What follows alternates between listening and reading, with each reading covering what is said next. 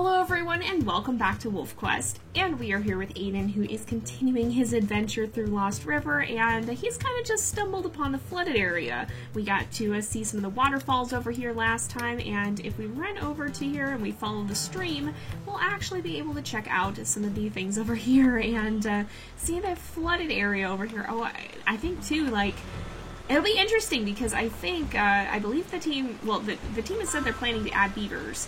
And it'll be interesting to see if those beavers end up making their way into Lost River because, of course, if we make our way down here, you can see that this whole lake area here, if we circle around it, which we'll go ahead and do that. Let me just run all the way around, but you can see there's actually a beaver lodge out in the middle, and of course there is a beaver dam at the other side, and so it'll be interesting because I believe the plan is to add beavers, and it'll be interesting if when they actually add beavers to the game as an actual animal, if we get to see them here in Lost River, because it would make sense, and they, you know, they've added the other new one, so you can see all the logs in the water too.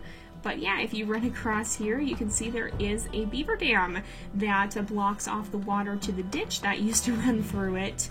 And of course it made this very big lake that we see here. I shouldn't have maybe started swimming, it's very slow, but look, there's a deer swimming too. Oh my goodness, and he's coming straight towards us. Buddy, I'm not sure you want to do that. Even if we're in the water, we're still a wolf. He seems like he swims faster than us. I don't think we're going to be able to catch him. We're stuck just kind of doing the doggy paddle. But if we swim out here, there actually is the beaver lodge too. Oh, this poor deer is very confused by all the houses and trying to figure out where he needs to go.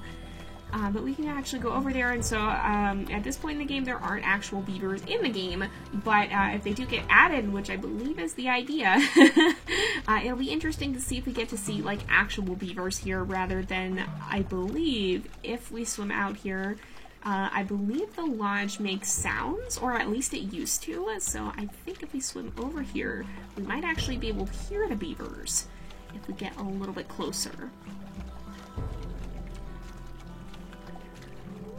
Yeah, you can hear them. You can hear kind of the growling. Yeah, you can hear the growling and the noises that they make over here. So it'll be interesting to see if that happens. I hope we get to actually see them here. Oh my goodness, what happened to the sun? Is it still just right? Yeah, it's just rising. Okay, I guess it just hasn't reached over to this part yet. It's still kind of behind the mountain. That makes sense, that makes sense. But we'll get out of the water because it is awfully, awfully deep and awfully slow to swim. And I think, I keep hearing eagles. I think they might actually fish in these bodies of water too. Oh, that's a raven. I think they might fish out here too, just like they do in Amethyst Mountain from the Lamar River. So it's pretty cool to see how the new wildlife interacts with the old map. Speaking of the water areas too, I realized we did not actually run down to the other end of the ditch. We ran over to see Floppy Moose, and then we kind of just stopped and turned the other way. So let's go through here, and then we'll kind of come back out by the falls again and check around in that area. And if you guys have anything else you'd like to see too, then definitely let me know, because I like to kind of run around and maybe feature some of the things that you guys want to see, and kind of show off some of the parts of the map if you guys do have anything particular that you'd like for me to take a look at. I think after this we'll go ahead and we'll do one more episode. Oh, look at the coyotes! The coyotes are chasing the hare there. Oh, the hare's probably gonna have a hard time figuring out where to go. Now the coyotes are running away from me though. Aiden wasn't gonna chase him down. He was just gonna run by them. So you guys can go hunt the hare if you want. We're not that hungry. But yeah, I think we'll do probably one more episode here in Lost River after this, and then we'll return to our regular episodes again once we have new content to check out, because again, kind of what we're doing with Aiden is whenever there's something new, we go ahead and take a look at it, whereas otherwise we continue on in our Lost Tales series. So if we get new features to the game, we'll once again have Aiden go check them out. But until Slough Creek comes out, we're probably not going to continue his story full-time. So we'll go ahead, we'll swim out here, because we do have this area too. Oh yeah, you can see eagles fishing over here. I just saw a bald eagle dive down and grab something out of the water. So they do fish over here in the reservoir, and it's really cool to get to see that. And I don't know I don't know how far we can go in all the areas compared to what we could do in the old map. I know we can go out there, and I think there actually is a wolf pack on the other side of that as well that kind of lives behind Floppy's area. Floppy's little compound that she hangs out in. What's up here? That's a fox. Oh no, that's a coyote. Yeah, that's a coyote. We'll leave him alone. We've got too many things to do to... Oh, look at, there's more mule deer fighting too. Oh, that's always so cool to see. There's something about it, like, I love that they were able to put this in the game and that they actually were able to capture that, because it's so cool to get to actually see these animals having these very interactive behaviors. Like, the more the world interacts with itself, the more interactive it seems too, because, like, of course we can interact with the world, but when you see stuff like bears fighting over a carcass or the mule deer fighting, it makes it feel like the world itself interacts, or even like the eagles and the coyotes and the eagles here fishing. It makes it feel like the rest of the world is going on around you and stuff is happening, even when even like you're not the only driving force of it. It makes you feel like you're a part of a bigger living world than just a player in a game, which is so cool. I love how immersive that is, and I love the detail that they've added to these wildlife interactions as they've been adding the different ones. And it makes the game world feel like everything here is living and breathing, which is really neat to see. What have we got? We've got... I heard, I think that was the fight music that I heard. Oh yeah, there's a bear over here, okay. We're gonna leave the bear alone. We don't need to fight, we have no reason to fight the bear. We'll run down here, and then we'll actually circle back through town, I think, and head out towards the falls again. Is that Stranger Wolves? I think that is. I see a wolf. Is this, because I think we're right at the edge of territory. We are. So we're right at the very edge of the wolf territory. If we come over here, is this one of the pack wolves? I think so. Yep, Van Winkle. Okay. Yeah, oh, he's still chasing us. Oh, goodness. Okay, well, let's get out of here. We've got mule deer down here still. So we'll leave the Van Winkle pack alone. And of course we have one of the exits, or what would be an exit if it wasn't blocked off, to the town here. So there's no going back in, but there's also no real getting out. We've got a moose over here as well. Oh, there's the wolf howling up on the hills. We'll go ahead and I feel like Aiden is the sort who would just like spitefully howl back just to kind of get the last word in. It's not, he may not have won the fight, but he'll at least get the last laugh. But we'll have him run back through the town here, and then we'll kind of check out some of what's behind the falls area. And then next episode, if there's anything in particular you want us to see, we can go ahead and take a look for it, and kind of spend a little bit more time exploring the new map before heading back. But yeah, so it's really neat to see all these new interactions and such not in the game here. And oh, we've got it looks like a bull elk herd as well. Yeah, so they still live in the town here. They still do hang out in the town. Oh, that's a fox, but they don't quite appear in the same spot each time. They just kind of come back here to chill, it seems like. So they've kind of adapted themselves to this strange urban environment now that it's been abandoned. And that is really what happens is there's when you have a disaster like this that takes a town, whatever happened here, it left it abandoned.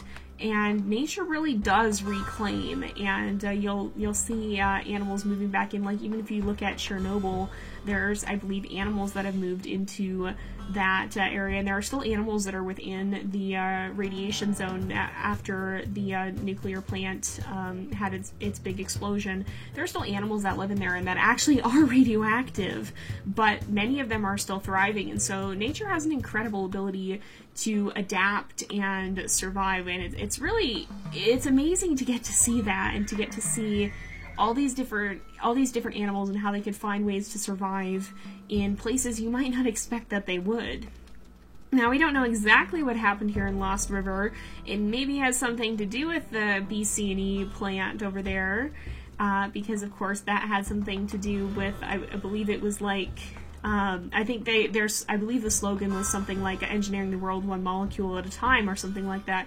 So it seems like they were playing with like genetic modifications or even something more complicated than that. And of course, in science fiction, that seldom, if ever, has any good results. So it's very possible that's what they did. A lot of people have theorized there could be like mutant beavers or something. Oh, we've got an elk herd up here on the hills now, and some deer as well. It's interesting to see all these animals roaming in the places that they never used to. But it really does add a lot of life to the world. And of course, if we go over here, we gotta check it out. You know what we're going to. You can probably see it already. We gotta check out the classic couch. It is still up here. And we gotta go chill out on it because, you know, come on, it's just like obligatory that we go sit on the couch.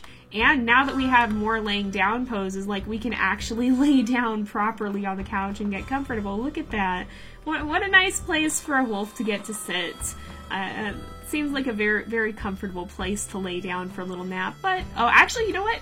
We are quite tired. I was going to say, I don't think Aiden is tired, but he actually is very tired. So maybe we'll let him take a nice nap on the couch. That's certainly a treat that a wild wolf wouldn't get too often, to get to settle down here. And this is exactly what my dog does. She curls up on the couch, and if you're sitting on the couch and you leave, she'll take your spot because it's warm. She did that to me recently, and I came back. I left for like half a minute, and I came back, and she was right where I'd been sitting because, of course. So, but let's actually head out here. And, oh, you know what, we'll sleep a little while longer because we're still not quite up to full. I keep doing that, I keep running off. Oh, my dog does that too. She puts her feet on the back of the couch and looks over at you if you're up in my kitchen. But we'll go ahead, and speaking of my dog, I think she hears me talking about her. She, I think, is howling downstairs. I'm not too sure why. I think sometimes she hears sounds outside and howls at them. She's fine. Whenever I go down to check on her, she's just sitting on the couch. But she hears noises outside and wants to be a part of them. So she howls from downstairs. But I'm going to go ahead and we'll head up here because there actually is another feature up here that if we head down this way, I can barely see it. Oh, there it is a little bit. You can see it a little bit even in the darkness here. Now we're exploring at night once again, which, although fun, sometimes is not the best for being able to actually see what you're doing. So let's make our way up here, and I believe if we go up to the fire tower, I believe we can actually climb it now. Yeah, we can, so we can actually get up here finally and get to see what's at the top of the tower. And if we don't get stuck there, sometimes it's a little glitchy. There we go. And we've actually got stuff in the tower now. Can we get up here? Oh my goodness, we can sit in the chair. Oh, that's great. Oh, no, we're falling off now, though. Oh, there we go. We can sit in the chair. Oh, that's beautiful. All right, I'm going to sleep up here until morning because you can barely see here at night. Oh, we can get, like, a wonderful view of the sunrise, too. Can you see it yet? Oh, the sun's just coming up over there. Yeah, just behind the hills there, so we can go ahead and sit down at the chair. Oh my goodness, Aiden, I'm not sure that you'd be too fond of doing paperwork if you knew what that was, but it looks like, can we see what's being read? We cannot. Oh, there are words on the page, but we can't really see anything like that. It's either a journal or some sort of fire log or something. I don't know. I imagine you'd have to find some way of passing the time. Oh dear. Oh my goodness, we got a little bit stuck there. That was not perhaps the best thing. Oh, is that a bed? This is like, I think this is like a bed in here too, or something. There's something a little bit raised, but we can certainly get a good view of the sunrise if we slip out here. And once again, you can see that the sun is kind of coming out behind the hill there. So we can sit down and watch it rising above the distant mountains and get a very nice view from up in the fire tower. So these fire towers, you know, you can see the smoke from a fire from a long ways off, so that's kind of the purpose of them. is to be able to keep a lookout, and if you see smoke, then you can warn people about it, so that you don't just have a big fire out of control and that nobody knew about it. And these can be very helpful out in the wilderness areas, to make it so that you don't have fires in unexpected places, especially when you have like a little town tucked away in the wilderness. It's important to be able to keep watch for that, so that you would know if something dangerous was coming, especially, you know, in these wilderness areas can catch fire and can burn. So, and that can happen pretty rapidly and pretty, they can be very destructive. Now, a lot of the time, fire is actually very necessary for ecosystems as well. There's some pine cones, for example, that only open in the intense heat of a fire, and so they don't release their seeds if it doesn't burn. It does help keep the ecosystem healthy, but it can destroy a lot of it can be very destructive force, especially when you have human things as well. So like a town doesn't really need fire as part of its natural course of things. So it would be important to have a fire tower here, so that you could be aware if something dangerous was coming. Oh no, and we're falling down the stairs. Oh goodness, we kind of tripped down the bottom there. So you gotta be a little bit careful of that. There's also, there's more mule deer. You see a lot of them out here in the wilds too. It's fun to stumble across little groups of them from time to time. But let's go ahead and go up here and climb up the steps here and see if we can kind of look around. We can get a nice view of the town from up here. But I think we are going to turn away from that and head back out into the wilderness. We've got a little bit of time left in this episode. There's a few more things that we might check out.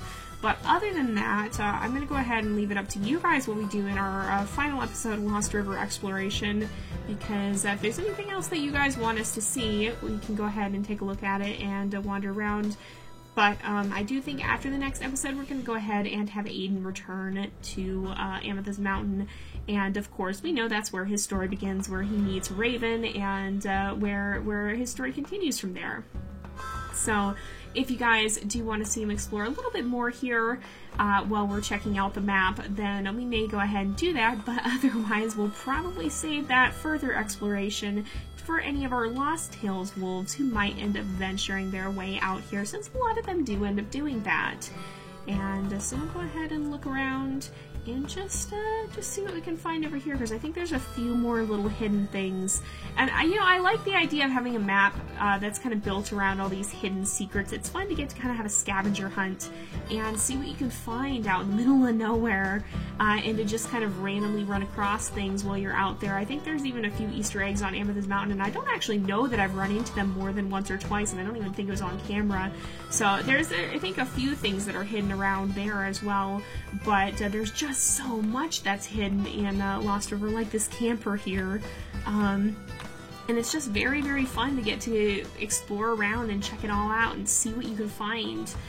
So of course we have the camper, and then I believe if we follow this path, I think I actually see it over the hill. Yeah, there is a little cabin out here too. There's a moose, oh my goodness. Moose making his way through here. You don't think you can kill the bull moose anymore. You used to kind of be able to if you really were careful, but you'll probably need a pack for that, and we don't have multiplayer at this point in time. This used to be an elk hunting ground as well, I believe, and there sometimes was a cougar that lived in this house, if I'm not mistaken, but I don't see that here right now. I don't think we can get in there. No, it doesn't look like it. We can't get past the chair and the door. But we have this really, the creepiest thing to me about this entire house is that there's just like a broken crib out here. That freaks me out a little bit. I don't know. I mean, I imagine it probably just got left behind, but something about that image is a little bit spooky to me. But of course, we have the trail that continues down here, and then this will loop us right back around to town. So there's a lot of coyotes out here too. Goodness gracious. But I think we are going to go ahead and end off this episode here for today. Oh, look at the elk! Look at the elk making their way over that hill! Oh, it's so cool to be able to see things too, just like the herds moving in the distance. Like, that's just, there's something about that that's really, really neat. And you just didn't get that in the same way in the old game. So as fun as the old game was, and like, I'm not trying to rant about it, I did love the old game too. It still is a very good game for its time. But WolfQuest 3 takes advantage of a lot of the advancements in computers and in computer software, and a lot of the things that you can now do that just weren't possible at the time the earlier games were created. So it's really cool to get to see a game that actually takes advantage of that and kind of reaches its full potential with what we have available to us now. And it's just cool to see how far the game has come. It's been around for more than 10 years, and that's pretty astounding, especially for an indie game. So I'm glad to have seen them do so well and to continue to be able to make this game. But we are going to go ahead and end off here for today, so if there is anything you want to see in the next episode, be sure to let me know, and we can go ahead and check it out as we spend one more episode running around here in Lost River. But for now, we're going to go ahead and wrap this up here. So thank you guys so much for watching. I hope you've enjoyed the episode. Don't forget to like and subscribe, and I will see you guys next time. But until then, this is Jay, over and out.